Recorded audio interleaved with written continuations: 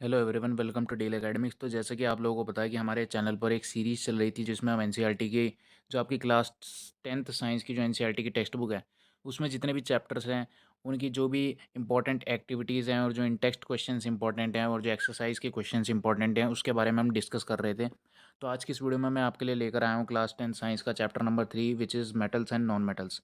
ठीक है ना। इस चैप्टर के अंदर जो एनसीईआरटी के मोस्ट इंपॉर्टेंट एक्टिविटीज़ हैं और साथ ही साथ जो क्वेश्चंस हैं वो डिस्कस करने वाले हैं इस वीडियो के अंदर। तो स्टार्ट करते हैं वीडियो को। तो सबसे पहला जो आपका पेज है यानी कि पेज नंबर यहाँ पर दे रखा है, इट इज़ 38 और 39, आई डोंट नो। ठीक है। तो सबसे पहला जो फ्रंट पेज है यहाँ पर जो है आपको कोई भी एक्टिविटी इंपॉर्टेंट नहीं है, बस इसमें जो मेटल होता है, मेटल का जो शाइनिंग सरफेस होता है, उसका जो लस्टर होता है, ठीक है ना, उसके बारे में एक्सप्लेन किया गया है। तो इस पेज के ऊपर कोई भी एक्टिविटी इंपॉर्टेंट नहीं है। ठीक है। आगे वाले पेज पर चलते हैं। आगे वाले पेज पर एक्टिविटी 3.3 और एक्टिविटी 3.4 भी इतनी इंपॉर्टेंट नहीं है, क्योंकि इसमें सिर्फ जो आपका मेलिएबिलिटी होती है मेटल की या फिर जो मेटल की डक्टिलिटी होती है उसके बारे में एक्सप्लेन किया गया है। इसलिए बस आप एक बार इस एक्टिविटी को रीड आउट ज़रूर कर लीजिएगा, इससे ही आपका काम चल जाएगा। ठीक है। आगे चलते हैं यहाँ पर एक्टिविटी 3.5 के ऊपर। ठीक है ना। एक्टिविटी 3.5 के अंदर हमारे पास जो है आ जाता है। एक्टिविटी 3.5 के ऊपर आपको जो है एक बार पढ़ लेना है क्या क्या इस चीज़ के अंदर बताया गया है। तो इसके अंदर सिर्फ बात करी गई है metals are good conductors of heat, यानी कि मेटल्स जो है कंडक्टर्स होते हैं किसके, हीट के। ठीक है। इस एक्टिविटी के अंदर बेसिकली यही एक्सप्लेन किया गया है।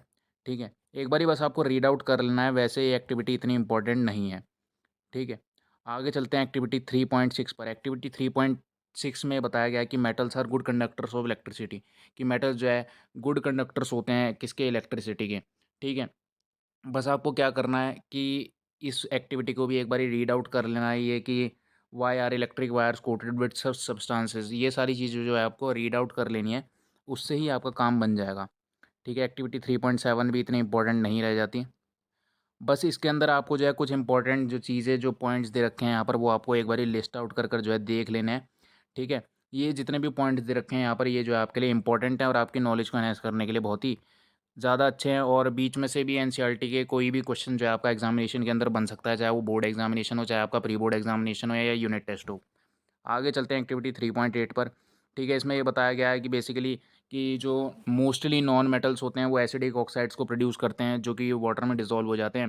ठीक है। और मेटल्स जो होते हैं which give to rise to basic oxides, यानी कि जो मेटल्स होते हैं वो बेसिक ऑक्साइड्स बनाते हैं। ठीक है। बस इसके बारे में आपको जो है थोड़ी बहुत इन्फॉर्मेशन होनी चाहिए, यही चीज़ आपको ध्यान रखनी है। और इसमें क्वेश्चंस के अंदर आपकी बात करें तो फर्स्ट वाले क्वेश्चन के सारे पार्ट इंपॉर्टेंट हैं, और बाकी आप प्रीवियस एक्टिविटी में पढ़ोगे तो आपको मलेबिलिटी और डक्टिलिटी के बारे में पता ही चल जाएगा।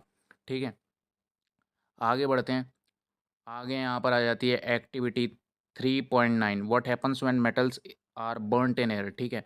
जब मेटल ऑक्सीजन के प्रेजेंस में आते हैं तो आपको पता है कि मेटल एक ऑक्साइड की फॉर्मेशन होती है, एक मेटल का ऑक्साइड बनता है। यहाँ पर दो एग्जांपल्स आपको दे रखे हैं, ये जो रिएक्शन है वो काफ़ी ज़्यादा इंपॉर्टेंट है, आपको ये सारे रिएक्शन जो है एक बार देख के ज़रूर जाने। और ये सोडियम एल्यूमिनेट वाला जो रिएक्शन है ये भी काफ़ी ज़्यादा इंपॉर्टेंट है, कई बार जो है एग्जामिनेशन में आपसे पूछ लिया जाता है। और ये वाले दो रिएक्शंस भी इंपॉर्टेंट है, जब सोडियम ऑक्साइड और पोटेशियम ऑक्साइड जो है वाटर के अंदर डिसॉल्व होता है तो एल्केलीज को प्रोड्यूस करता है पोटेशियम हाइड्रोक्साइड और सोडियम हाइड्रोक्साइड। ठीक है। ये सारे रिएक्शन जो आपको देख कर जाने हैं, कभी भी एग्जामिनेशन के अंदर आपसे ये रिएक्शन जो है पूछे जा सकते हैं। अब ये एक्टिविटी 3.10 है, what happens when metals react with water, यानी कि जब मेटल वाटर के साथ रिएक्ट करते हैं, ये एक्टिविटी है। ठीक है। तो इसके अंदर भी आपको क्या करना है, इसके अंदर भी सारे इंपॉर्टेंट जो रिएक्शंस हो सकते हैं वो आपको ध्यान रखने हैं, जिसमें जब मेटल यानी कि पोटेशियम रिएक्ट करता है वाटर के साथ तो पोटेशियम हाइड्रोक्साइड और हाइड्रोजन गैस की फॉर्मेशन होती है जिसमें हीट एनर्जी रिलीज होती है। सोडियम है, ऐसे ही सोडियम रिएक्ट करता है वाटर के साथ, सोडियम हाइड्रोक्साइड की फॉर्मेशन होती है, हाइड्रोजन गैस रिलीज होती है और हीट एनर्जी भी रिलीज होती है। ये सारे इंपॉर्टेंट रिएक्शन जो आपको याद रखने हैं। और कुछ ऐसी स्टेटमेंट जैसे कि reaction of calcium with water is less violent, the heat evolved is not sufficient for the hydrogen gas to catch fire, ऐसी कुछ इंपॉर्टेंट लाइन जो है एनसीईआरटी की टेक्स्ट बुक में आपको याद रखनी है। ठीक है। ऐसे ही आपको जो एल्यूमिनियम है यानी कि जो स्टीम के साथ रिएक्शन हो सकता है वो सारे चीज़ें भी आपको एक बार रिएक्शन के अंदर आपको पढ़ के जाना है। फिर बात करते हैं what happens when metal react with acids, तो ये कुछ एक्टिविटीज़ हैं। ठीक है। वही चीज़ है कि जब मेटल जो है एसिड के साथ रिएक्ट करता है सॉल्ट और हाइड्रोजन की फॉर्मेशन होती है, वही सारे रिएक्शन आपको याद रखने हैं। आगे चलते हैं यहाँ पर। ठीक है। यहाँ पर बेसिकली आपको ये ध्यान रखना है, reaction of metals with salt solution, ये इसके भी आपको जो इंपॉर्टेंट रिएक्शंस हैं वो देख के जाने हैं। रिएक्टिविटी सीरीज़ आपको पूरी याद होनी चाहिए कि ऊपर से नीचे जाते हुए रिएक्टिविटी इंक्रीज़ होती है, डिक्रीज़ होती है। ठीक है, फिर आ जाते हैं इन क्वेश्चंस के ऊपर। इन क्वेश्चंस में जो क्वेश्चन नंबर आपका फर्स्ट है वो इंपॉर्टेंट है। ठीक है, और क्वेश्चन नंबर सेकंड के दोनों पार्ट इंपॉर्टेंट हैं। ठीक है, आगे चलते हैं। यहाँ पर ये क्वेश्चन नंबर 3 जो है आपका कॉन्सेप्चुअल, मतलब कि आपका कॉन्सेप्ट स्ट्रॉन्ग करने के लिए क्वेश्चन नंबर 3 आप जो है प्रैक्टिस कर सकते हो। ठीक है, और इसके अंदर आपका जो क्वेश्चन नंबर 4 है वो भी इम्पोर्टेंट है। ठीक है, तो ये आपको ध्यान रखना है। इस इन टेक्स्ट क्वेश्चन के अंदर पेज नंबर 46 पर जो इन टेक्स्ट क्वेश्चन दे रखे हैं उनमें से आपका question number first, question number second, third और फोर्थ इंपॉर्टेंट है। ठीक है, आगे चलते हैं। आगे यहाँ पर आ जाते हैं। ये आपको पता ही है कि डॉट स्ट्रक्चर से आपको कैसे सोडियम सॉल्ट की वो सोडियम क्लोराइड सॉल्ट की फॉर्मेशन होती है। ठीक है, NaCl की, ये आपको देख के जाना है।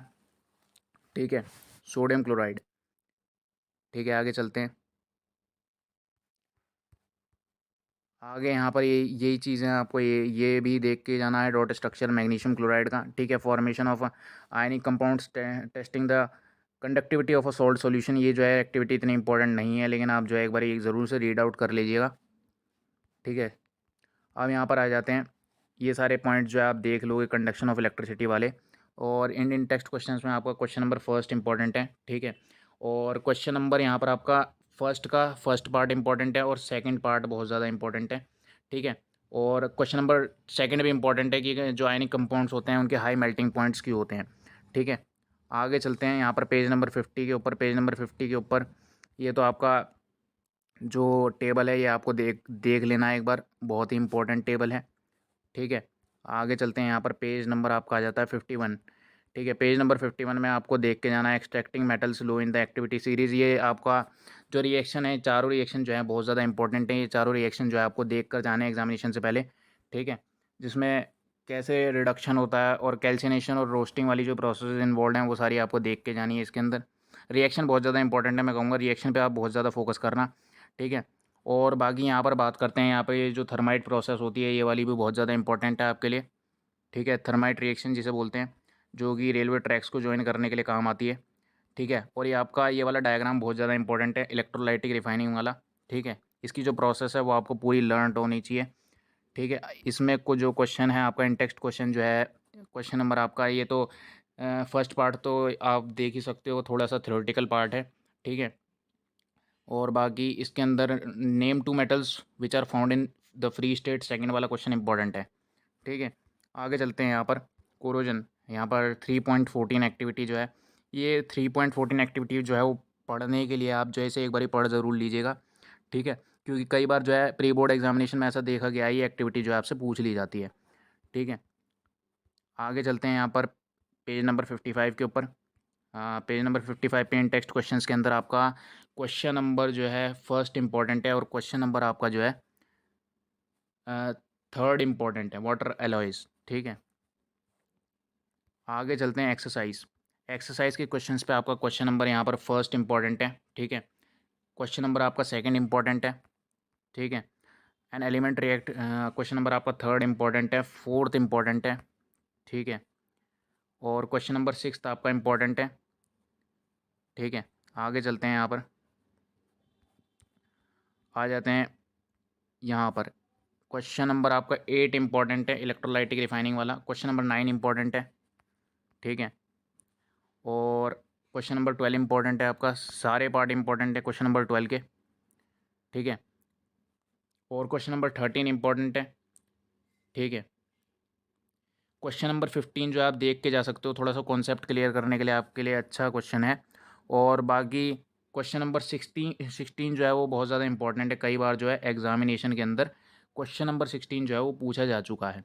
ठीक है, तो ये सारे क्वेश्चंस थे, आपको ये ध्यान रखना है कि ऐसा तो नहीं कहूँगा कि जो आपका पेपर है इन्हीं क्वेश्चंस में से बनेगा, लेकिन आपको देखने को यही मिलेगा कि जो मोस्टली क्वेश्चंस होंगे वो बेसिकली इन्हीं क्वेश्चंस के अंदर से आपके निकाले गए हैं। और जो बेसिकली जितने भी कॉन्सेप्ट बन सकते हैं इस चैप्टर से, वो पर्टिकुलरली इन्हीं क्वेश्चंस पे बन सकते हैं, और यही क्वेश्चंस जो है आपके हो सकता है कि प्री बोर्ड एग्जामिनेशन में या फिर जो यूनिट टेस्ट होते हैं उनके अंदर रिपीट हो सके। ठीक है, तो मिलते हैं नेक्स्ट वीडियो में। बाकी आपको ये वीडियो पसंद आई हो तो हमारे चैनल डील अकेडमिक्स को सब्सक्राइब ज़रूर कर लीजिएगा। Thank you for watching.